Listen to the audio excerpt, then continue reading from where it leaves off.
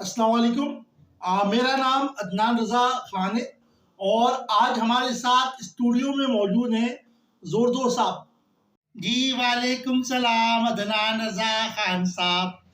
आ, मैं आपका शुक्रगुजार हूँ कि आपने मुझे अपने प्रोग्राम में मदऊ किया है और मैं आपके सवालात का वक्तन फ़वक्तन जवाबात देता रहूँगा। जज़ाकल्लाह। जी जोरदो साहब, ये बताएं कि पाकिस्तान 1992 का वर्ल्ड कप कौन से सन में जीता था? गालिबन 2006 में जीता था। मैं कंफर्म कर लेता हूँ अपने दोस्त से आप मशवरा कर रहे हैं, ठीक है। आप मुझे थोड़ा मौका दें। हाँ यासिर भाई, अस्सलाम वालेकुम। यासिर भाई, मुझे ये बताएं कि पाकिस्तान 1992 का वर्ल्ड कप कौन से सन में जीता था? अच्छा जी।